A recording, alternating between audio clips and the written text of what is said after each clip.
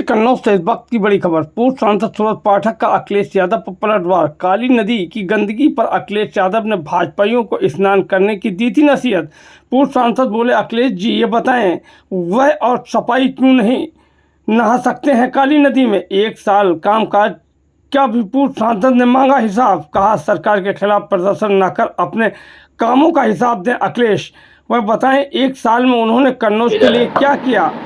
Samajwadi party के अध्यक्ष और कन्नौज के सांसद श्री अखिलेश यादव जी लंबे समय बाद कल कन्नौज आए और कन्नौज आने के बाद उन्होंने तुरंत आते ही आरोप लगाया कि काली नदी में भारतीय जनता पार्टी के लोगों को स्नान करना चाहिए।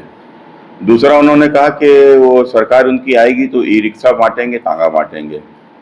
इसके पूर्व जब वो आए थे तब उन्होंने कहा था कि वो अहिल्याबाई, माता अहिल्याबाई होलकर की सोने की मूर्ति लगवाएंगे और उसके साथ ही साथ उन्होंने कहा था कि सम्राट हर्षवर्धन की भी सोने की मूर्ति लगवाएंगे। अब सवाल यह है वो केवल बयानबाजी ही करते हैं कि कुछ काम भी करते हैं। कन्नौज के सांसद चुने गए हैं, काली माई में डुबकी भाजपा क्यों लगाएं? वो जब कन्नौज के सांसद है तो खुद काली माई में डुबकी क्यों नहीं लगाई? उत्तर प्रदेश के पूर्व मुख्यमंत्री भी रह चुके हैं। दूसरा, जब काली नदी में वो डुबकी एक बार लगाएं और बताएं आखिर वो डुबकी लगाने की बात क्यों कह रहे हैं और वो डुबकी क्यों नहीं लगा सकते, भाजपा ही डुबकी क्यों लगाएं। साथ ही साथ उनको वो तमाम सारे सवाल खड़े करते हैं। माता अहिल्याबाई होलकर के लिए उन्होंने कहा कि सोने की मूर्ति लगवाएंगे। वो इन्होंने तब कहा जब भारतीय जनता पार्टी यहाँ के ऊपर एक पाल चौराहा जो कहा जाता है, उस पाल चौराहे को माता अहिल्याबाई होलकर से जोड़ते हुए वहां के ऊपर हमारे समाज कल्याण मंत्री श्री असीम अरुण जी ने वहां के ऊपर माता अहिल्याबाई होलकर जी की मूर्ति वहां प्रस्तावित की है, वहां के ऊपर पास कराई है। एक पार्क वहां के ऊपर बन रहा है। तो अखिलेश जी, आप भी उत्तर प्रदेश के मुख्यमंत्री थे, तब आपने यह काम क्यों नहीं किया? आपने तो अपनी सरकार में रहते हुए विधुना में जो कॉलेज का नाम माता अहिल्याबाई होलकर के नाम से हुआ करता था उसका नाम ही बदल दिया। आप मुख्यमंत्री बने तो आपने कन्नौज मेडिकल कॉलेज का नाम बाबा साहब भीमराव मेडिकल कॉलेज हुआ करता, आपने वो अभी बदल दिया। लेकिन हमने दोनों वापस कर दिए। हमने माता अहिल्याबाई होलकर और उनके समाज का सम्मान करते हुए हमने उस बैधुना के कॉलेज का नाम वापस हमारी सरकार ने माता अहिल्याबाई होलकर कर दिया है और साथ ही साथ कन्नौज मेडिकल कॉलेज का भी नाम हमारी सरकार ने बाबा साहब भीमराव अम्बेडकर जी का सम्मान करते हुए प्लस उनके अनुयायियों का सम्मान करते हुए वापस उसका नाम कर दिया है, जिसका नाम इन्होंने अपमानजनक तरीके से बदला था।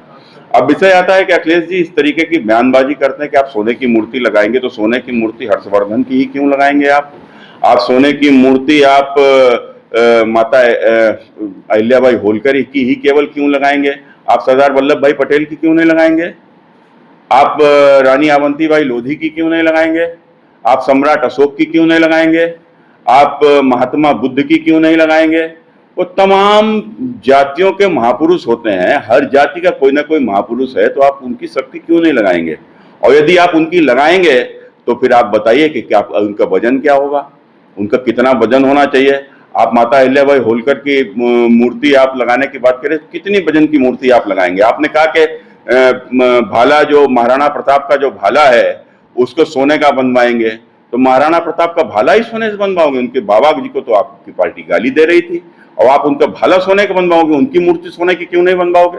तो ये सारे जवाब अखिलेश जी को देना चाहिए कि आखिर वो सोने की मूर्ति बनाएंगे तो कितने वजन की बनाएंगे और फिर आखिर किसकी किसकी मूर्ति बनाएंगे और कितना कितना उसका वजन होगा और वो फंड कहाँ से आएगा? ये पूरा विषय अखिलेश यादव जी को जरा बताना चाहिए। और तत्काल उनके पास तो कोई कमी नहीं है, वो तो जब दंगाई मरते हैं संभल में तो उनको 5-5 लाख रुपया भेज देते हैं, तो तत्काल अपने पास से कोई छोटी छोटी मूर्तियां तो कम से कम लगवाई नहीं, जिससे पता तो चले कि हाँ आखिर यह कुछ करेंगे। न तो केवल वैसे ही बयानबाजी करोगे जैसे आपने कहा था कि 2012 में आपकी सरकार आने से पूर्व आपने कहा था कि हम कन्नौज में साइकिल की फैक्ट्री लगवाएंगे। आप और आपके पिताजी दोनों मुख्यमंत्री रह गए लेकिन कन्नौज की कोई साइकिल की फैक्ट्री नहीं लगाई।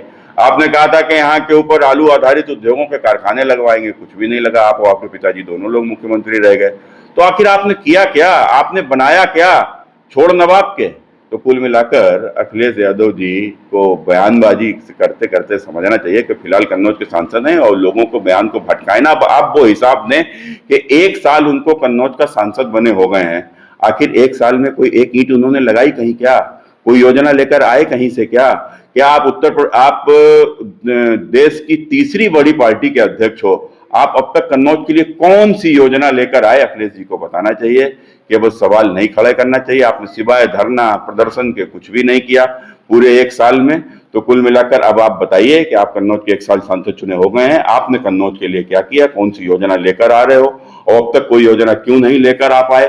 तो अब हो सकता है कि वो कह देंगे हमें मुख्यमंत्री बनाओ, तो मुख्यमंत्री बनाओ तो फिर सांसद क्यों बने, तो सांसद का चुनाव क्यों लड़ रहे हो। तो फिलहाल आप कन्नौज के सांसद हो तो काली नदी में डुबकी भी लगाओ, और कन्नौज के लिए कौन कौन सी योजना लेकर आए हो जरा ये बताओ अखिलेश जी। तो उन्होंने काऊ मिल्क प्लांट के बंद होने का मुद्दा उठाया और ये साथ साथ ये भी कहा कि भाजपाइयों को गोबर पसंद है, भाजपाइयों को गोबर गिफ्ट करो तो वह खुश होते हैं। देखो अखिलेश जी को यह भी बताना चाहिए कि काऊ मिल्क प्लांट तो केंद्र सरकार की योजना के तहत आया था, उन्होंने उसको यहाँ के ऊपर बनाया, उसका पूरा कमीशन खाया समाजवादी पार्टी ने 10%। तो कुल मिलाकर वो कमीशन खाने के लिए वो यहाँ के ऊपर लेकर इस योजना को आए। तो अखिलेश जी को बताना चाहिए, तब उनकी सरकार थी, क्या इसमें कोई फंड दिया उन्होंने। उनको एक फंड देना चाहिए था, जिस फंड से खरीद होती, दूध की खरीद होती, जिस फंड से कम यहाँ के ऊपर किसानों को गाय खरीदवाई जाती।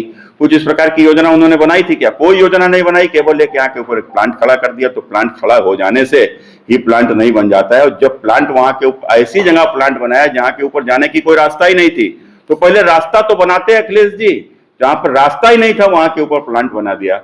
तो कुल मिलाकर उस प्लांट के लिए कोई योजना नहीं बनाई, कोई फंड नहीं उस प्लांट के लिए दिया, जिसका कारण है कि वो प्लांट अभी तक चल नहीं पा रहा है। गोबर वाली बात पर क्या कहेंगे? वो कहते हैं भाजपाइयों को गोबर गिफ्ट करना चाहिए। देखो अच्छा है कि भाजपाइयों की इस देश में गोबर इस देश की परंपरा रही है। आपने देखा होगा कि आज भी हमारे घर गांव देहातों में आज भी गोबर से लीपे जाते हैं। हमारे यहाँ पूजा होती है तो सबसे पहले गोबर का प्रयोग होता है। गोबर हमारे यहाँ पवित्र माना ही गया है, गाय का गोबर।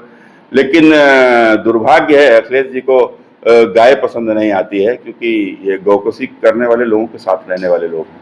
ऑपरेशन सिंदूर को लेकर सवाल उठाए थे, उन्होंने कहा था सत्ता पक्ष के लोग जो हैं प्रचार कर रहे हैं और विपक्ष को प्रचार करने से। देखो ऑपरेशन सिंदूर में जिस प्रकार से भारत के ऊपर जो हमला हुआ था, तो वो हमला भारत के साथ साथ भारतीय संस्कृति पे भी हुआ था। वो हमला जिस प्रकार से हमारा धर्म पूछकर हमारी बहनों के सामने उनके पतियों को जिस प्रकार से हत्या करके उनका सिंदूर पोंछने का जो काम हुआ, तो वो भीमत्स था, इतना भीमत्स था कि उसकी शायद शब्दों में वर्णन नहीं किया जा सकता, और उनको दंड मिलना बहुत आवश्यक था, उनको दंड दिया।